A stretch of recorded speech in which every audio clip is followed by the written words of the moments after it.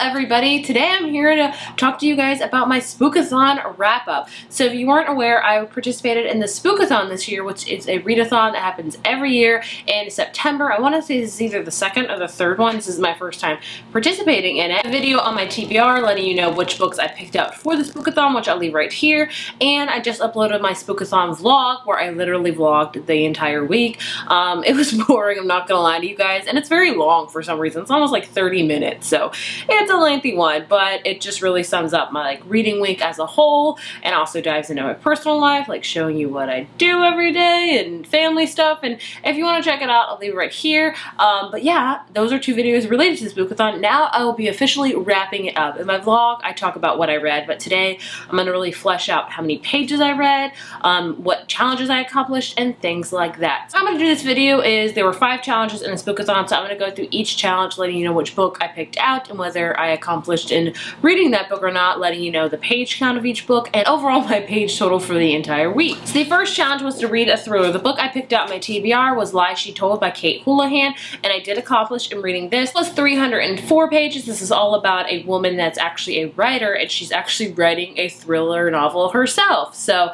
it's kind of glimpsing into her novel and her actual life and how they're kind of merging together. Overall, I was underwhelmed by the story a lot. I thought the premise sounded amazing. I was so excited to read it, but I found it to be very lackluster. I thought they were really going to delve into, like, can you really separate both of these characters' lives? Like, I thought it was going to be like a really hard time distinguishing like the writer's life and her novel, if that makes sense. I thought it was going to get really blurry, but it didn't really get blurry. But overall, I just found it to be okay, not the best thriller I've ever read, which granted, I haven't read a ton. I'm still new to the genre, but I just don't know. I don't know if I'd recommend it. I'd say if you're looking for something to fly through and just kind of interesting, I would recommend it, but was it really gripping? Was it thrilling? Like, not so much. I can kind of guess where it was going. So I gave this one a 3 out of 5. It wasn't the best. I'm glad I read it, but it was kind of a middle of the road book for me. The other book that I read that was a thriller that I wasn't even planning to read for this readathon was He Will Be My Ruin by K.A. Tucker.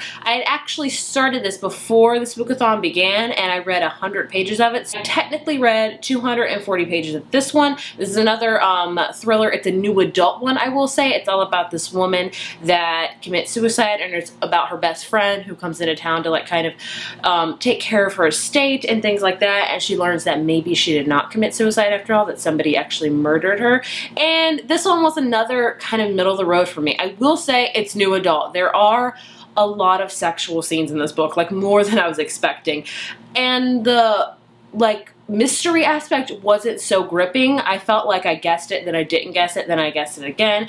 I didn't find the main character to be super relatable or super like interesting.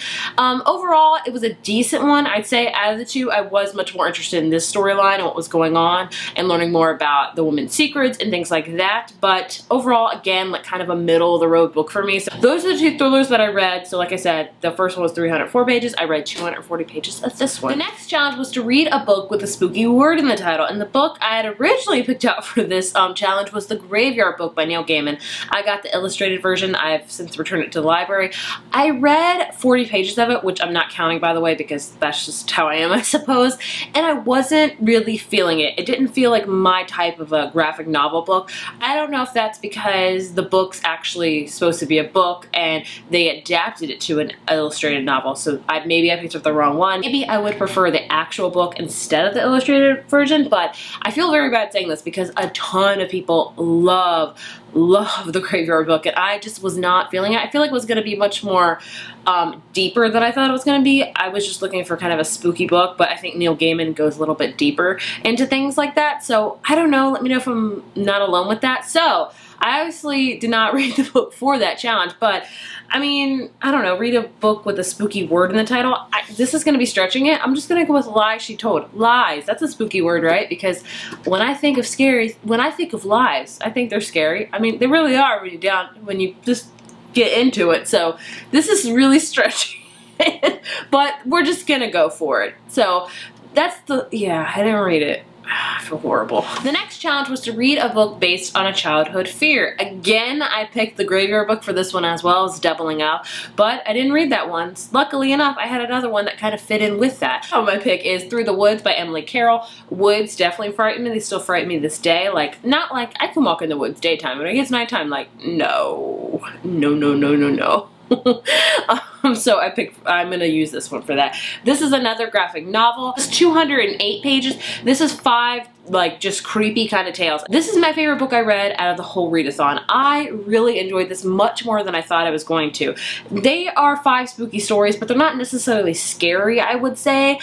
They're just more kind of creepy and definitely give you that Halloween vibe. My favorites, if you're wondering if you've read this book, story hands down was A Lady's Hands Are Cold, just because of the illustrations. I love the illustrations the most in this one. I just found them to be very, very like creepy. Like, look, that's a head right there. Ugh. And they were just really vibrant with like the red and the blood and the gore and things like that, which is perfect for Halloween. I also love the first one, Neighbor's House. I did like that one. That was kind of a very quiet type of creepy, if that makes sense. His Face All Red, I didn't really enjoy that one as well. My Friend Jana, I really enjoyed. I felt like they could have been a little bit more spooky with it, if I'm honest with you, but I still enjoyed like the premise and the bulk of it. It was very, very interesting. And I think, what was the last one called? Oh, the last one was great. Look at that. I mean, this book gets it for like the really creepy illustrations.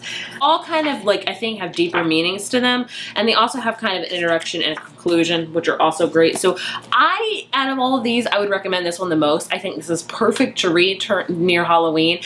Check if your local library has it. Luckily mine did. It just is just the quintessential Halloween spooky read, and I really enjoyed it. Like, I want to buy myself a copy of this book to read every single Halloween because I liked it that much. I just love the illustrations. I love that they're all kind of short stories, and it's just it's like one and done. So I really enjoyed this one. I would give this one a 4 out of 5, honestly. So it was awesome, and like I said, it was 208 pages. The next challenge was to read a book with orange on the cover. For this one, I picked another graphic novel, and that is Coraline, also by Neil Gaiman. Tried reading the Graveyard Book, couldn't get into it. I actually got through Coraline. This is another one I think is actually a book, but was adapted to an illustrated version.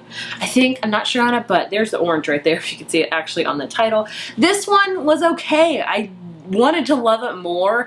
It's about this girl named Coraline who moves into a house with her family, and she opens up this door, and then like she walks through it, and it kind of leads into another, like her family but different, and it's just a very kind of creepy world. But I wanted to be a little bit more creepy, but it's middle grade, I think, so I can understand that. But I don't know, I like wasn't in the thought process of thinking deep enough to understand it. But overall, I just found it kind of mediocre. It was fun, I'm not gonna lie to you. I had a good time reading it, and the illustrations weren't my favorite in this. I found them, I wish they would have upped it a little bit on the creepy factor. I think the whole button eyes is creepy, and the eyes, but I think they should have done like a little bit more bigger panels for scarier things. But overall, like I said, it's an okay one. I would say I'd recommend it for Halloween. It's a great Halloween read, that's for sure. And so yeah, I picked this one for the orange on the cover, and it's again 192 pages. And the last challenge is to read a book with a spooky setting. And for this one, I picked Through the Woods for that one, and I also picked There's Someone Inside Your House by Stephanie Perkins. That's definitely a spooky setting to me.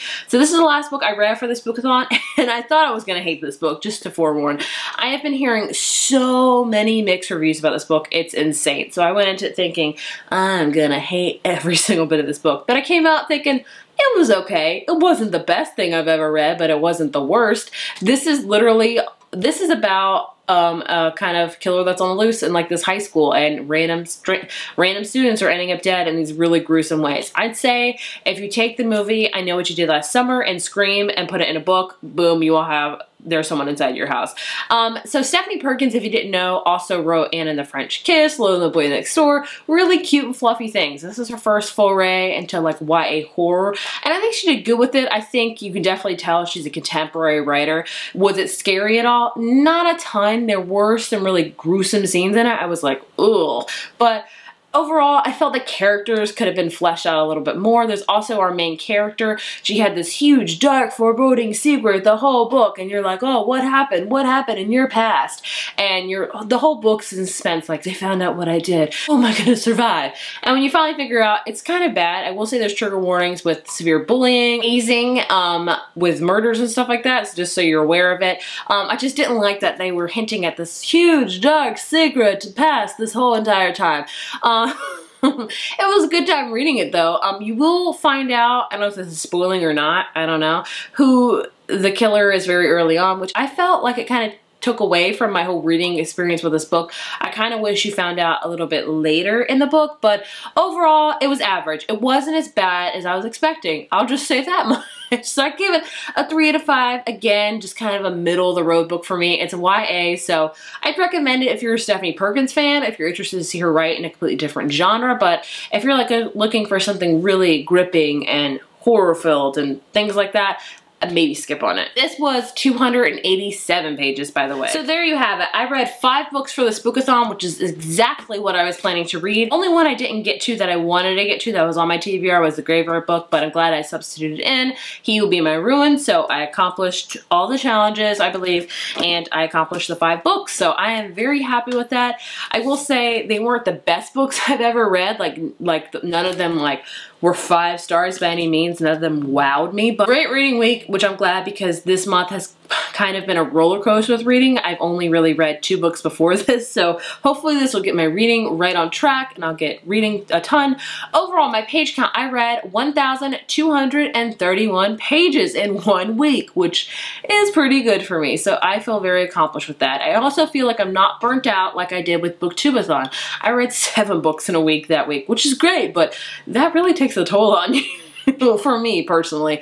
So overall, I think this was a great readathon. It was a very, I kept very, I was very realistic with my goals and my reading times and things like that. So yeah, those are the 5 books I read for Spookathon. If you're interested in hearing more of my thoughts on the mysteries and the graphic novels, I can do match-it reviews on those. If you would like, please let me know down in the comments. And if you participated in this Spookathon, what books did you read? Did you accomplish all the challenges you wanted to? Did you read all the books you wanted to? I would love to hear what you read. If you liked this video, be sure to give it a thumbs up, hit subscribe, and I will see you guys in the next video. Bye.